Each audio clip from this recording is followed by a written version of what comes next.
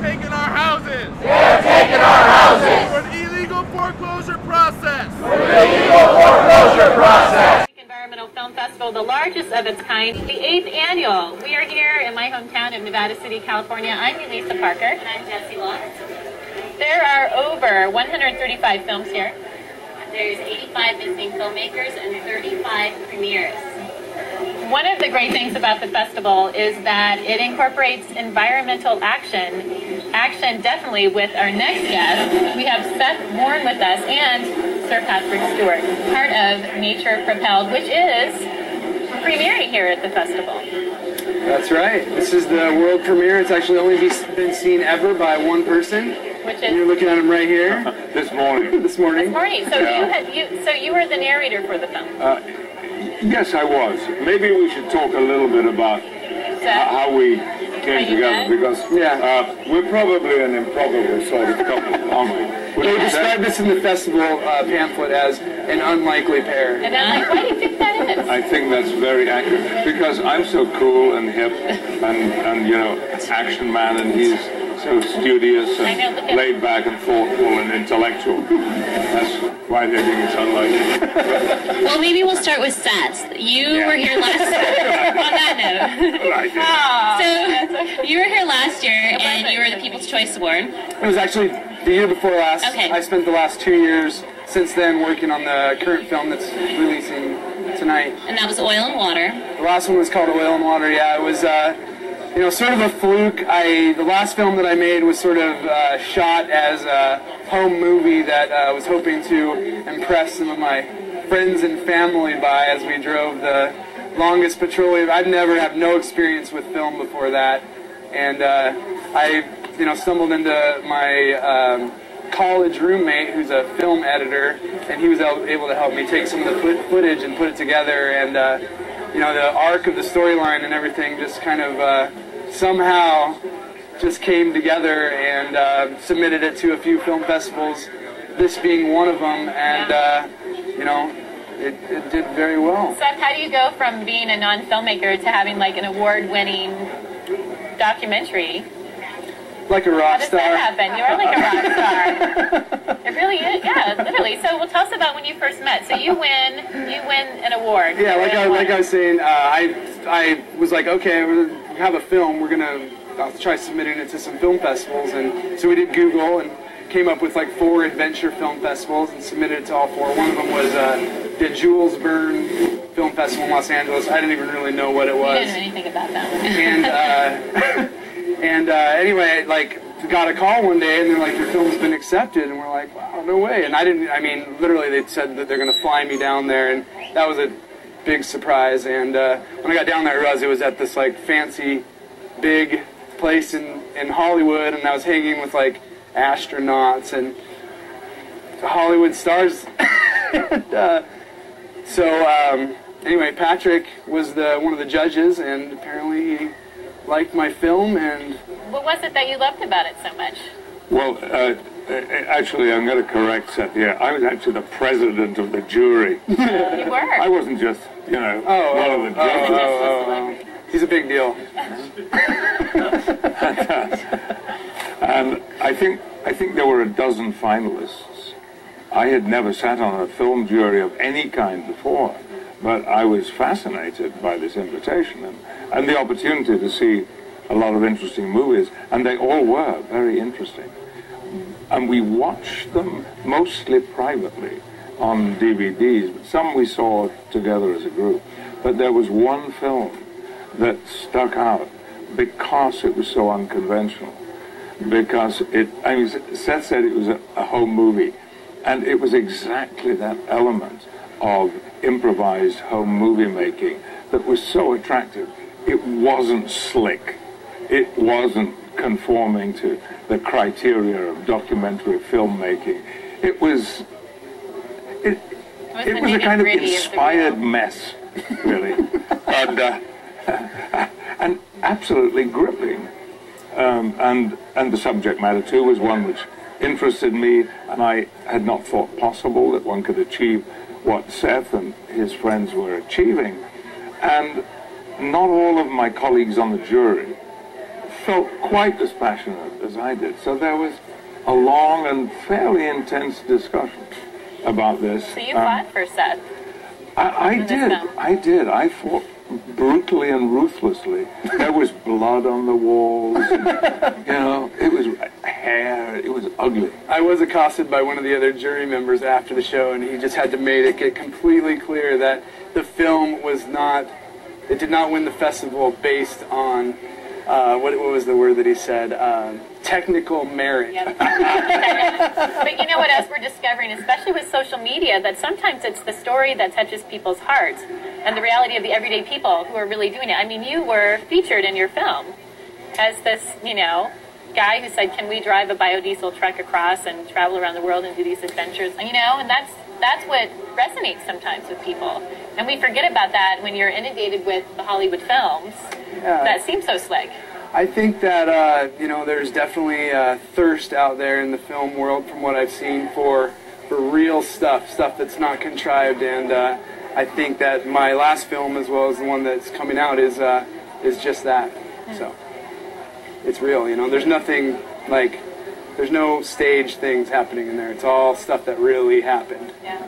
So you had mentioned it's a 2-year journey, the film itself, and where did it take you in the process of the filmmaking itself, and where the places you visited and the people that you met? So I've grown up my whole life. I grew up in a ski town, and since I was 2 years old, I had skis on my feet. My dad would take me and put me on a leash out in front of him and take me skiing. And then as I got older, I was just always really drawn to these sort of nature-born sports.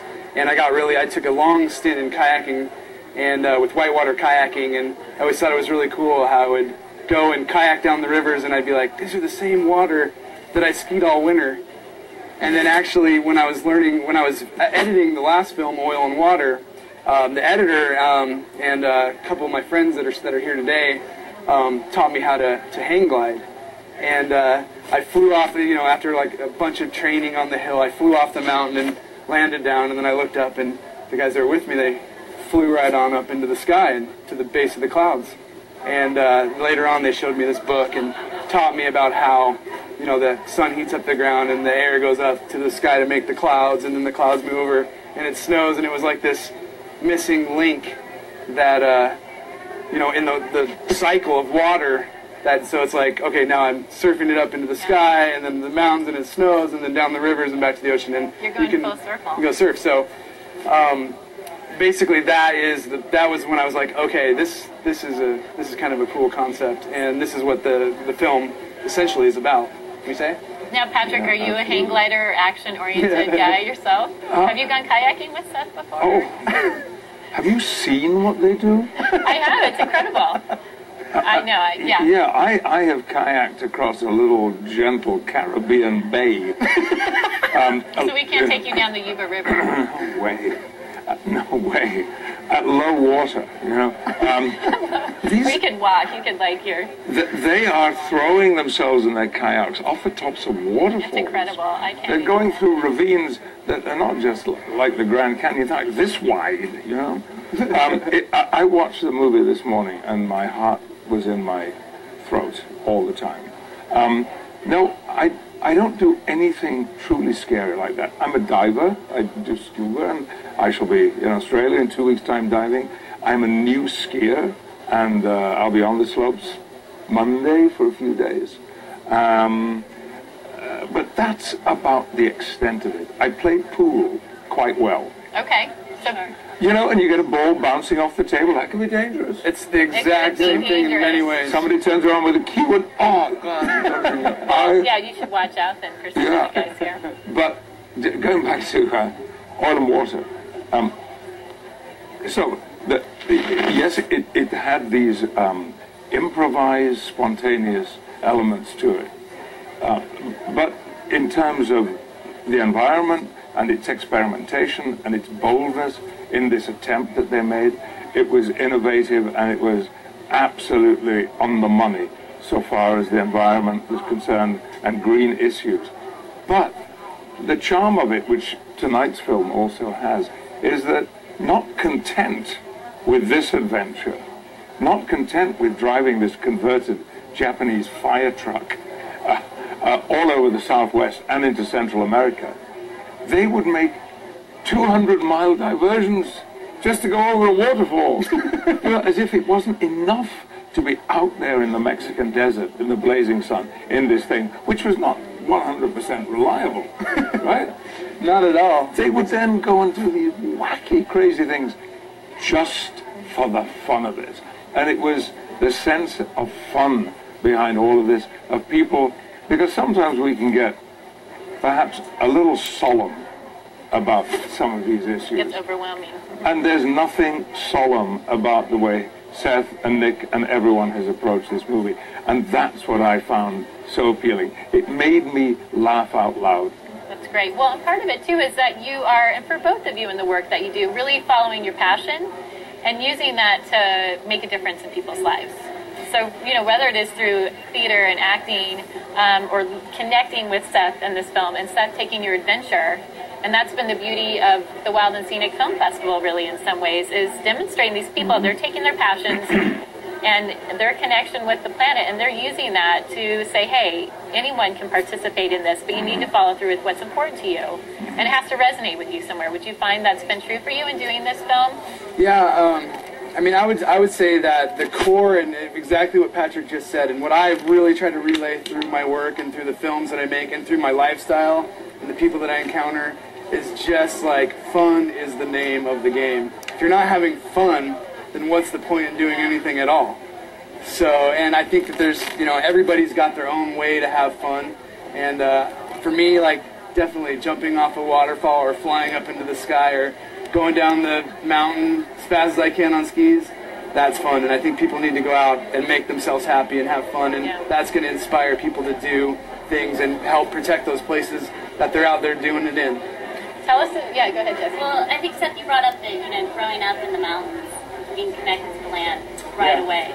And then you're going way out of your way to go to these epic spots to surf, ski, kayak, whatever it is that you know, feel compelled to do that day of the week. Yeah. I mean, does the activist come out from the love of the outdoors and being, you know, your passion of the being outside, or is it something that you kind of, as you've gotten older, you've gotten more involved? Well, you see, like, I saw a thing, a guy speak the other day about climate change, and he's only probably around, like, you know, 65 years old or something, and he was worked, I can't remember his exact name, but he was just telling about how, you know, he used to go to Glacier National Park and see the glaciers and, like, go to all these places, like, in his lifetime, and then now, like, returning to these places and seeing that they're, like, the demise and the change, and, you know, the world is changing and we're overdeveloping things and we're exploiting the land. We're doing all these things, and, you know, the fact that we still have the opportunity right now to go out and experience this is, for me, inspiration enough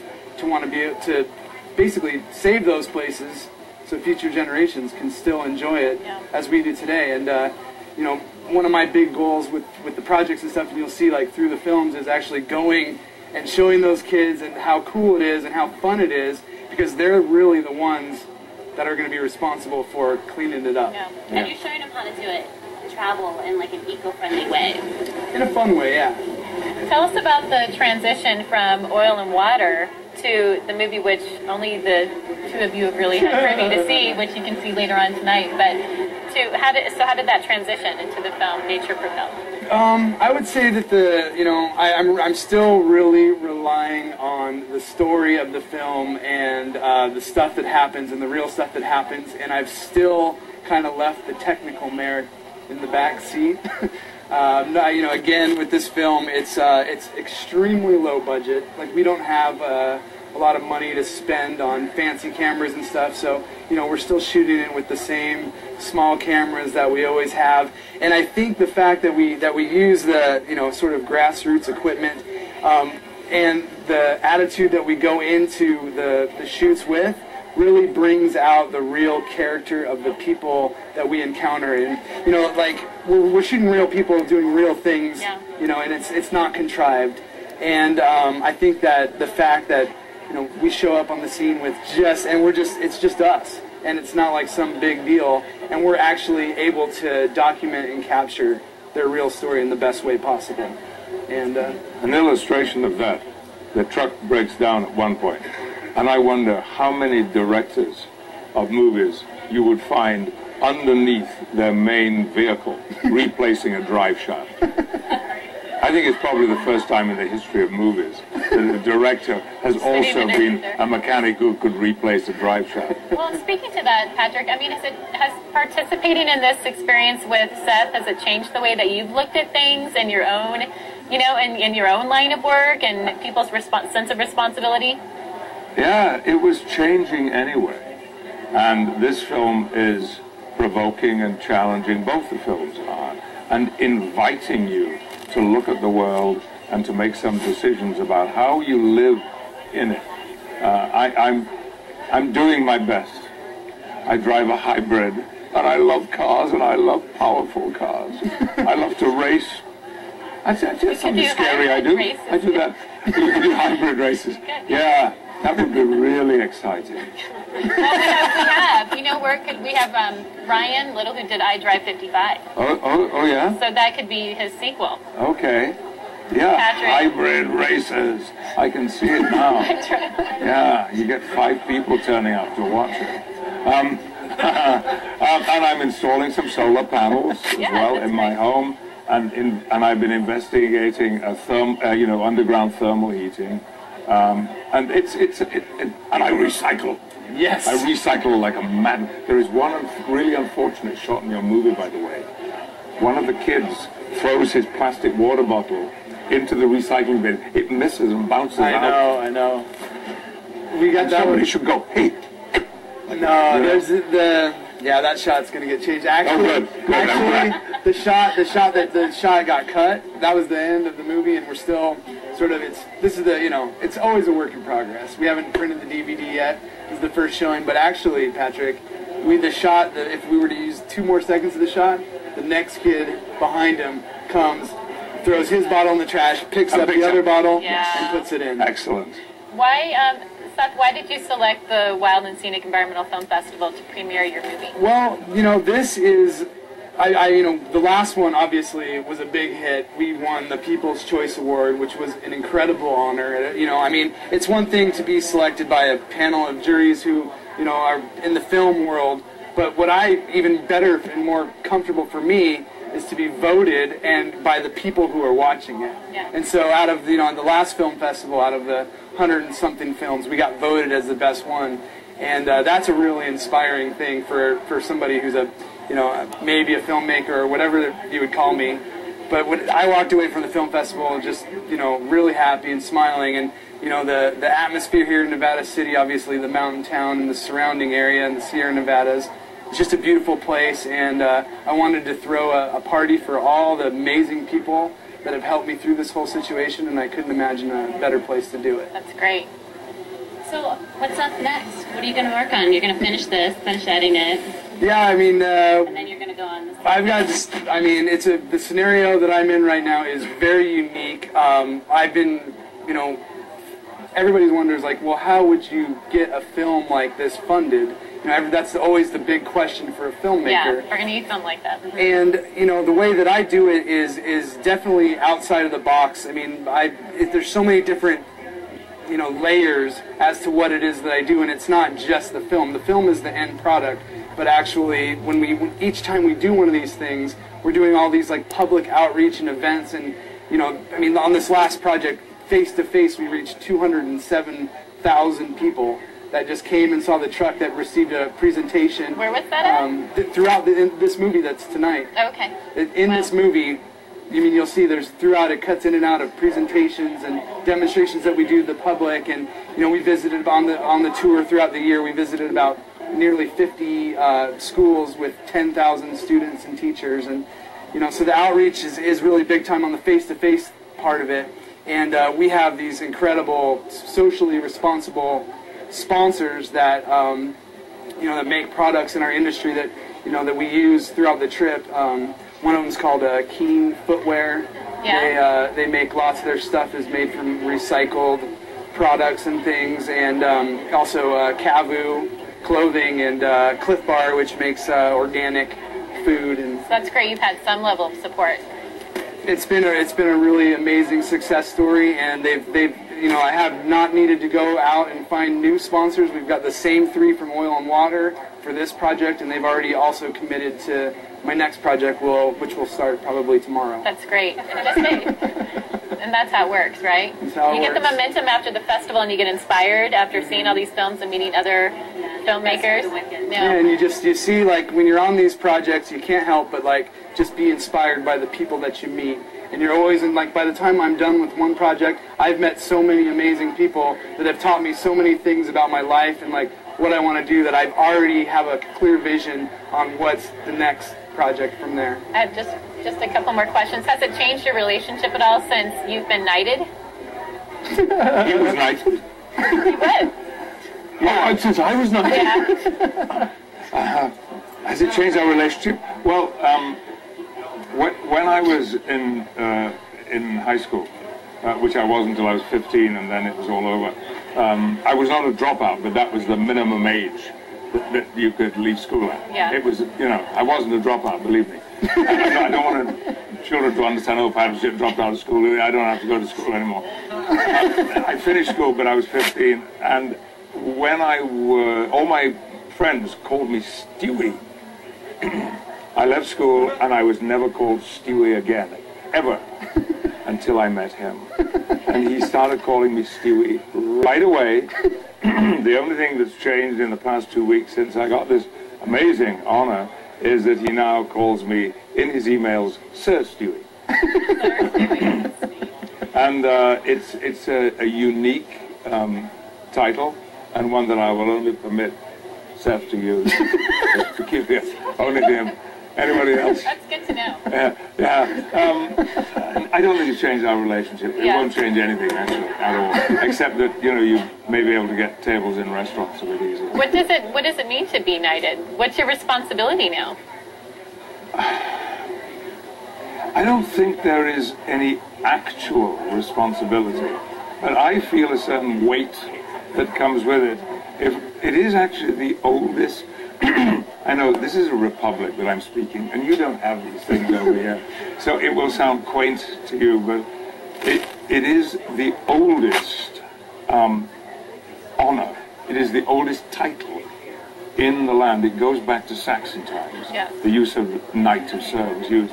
And some really great people have had this, and my contemporaries, my fellow actors, Sir Ian McKellen, Sir Anthony Sher, Sir Michael Gambon, Sir Ben Kingsley, Anthony Hopkins. Yeah, I'm joining that group now, and they are my contemporaries. We're all of a generation, and I feel proud and very, very honored by it. It hasn't. An announcement has been made, but the investiture itself happens sometime in the spring or the summer. So being part of this group, what do you think after participating in, these 2 extraordinary films and being here with all these people making a difference, what would your message be to these fellow men that you're part of this club now? What would your message be about after coming to something like this?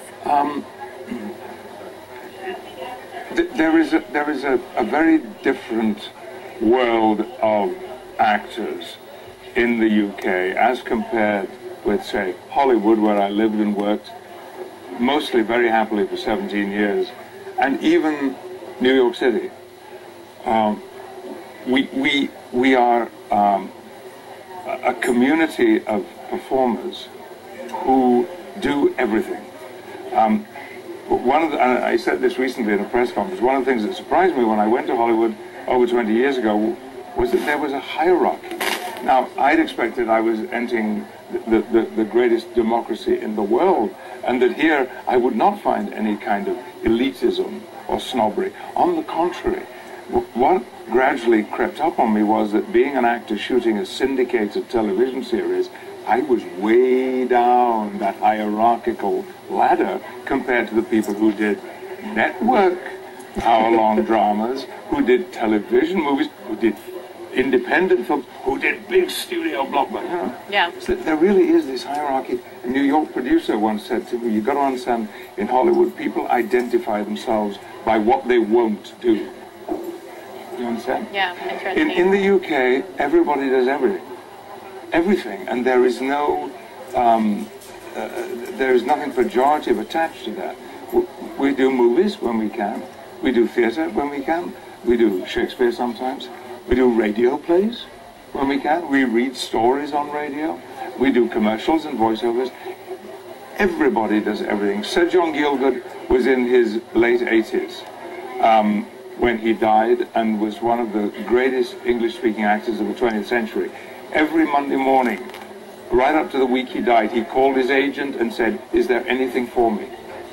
So it's a different sort of world, and everybody there is involved in their own particular enthusiasms and passions.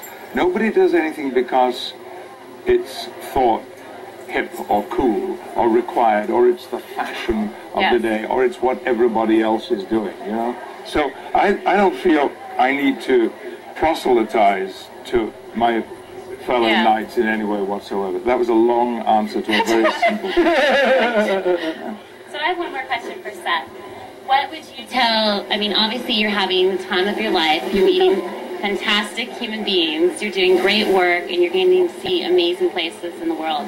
What would you tell to that kid that's living in a ski town about following what he or she is passionate about?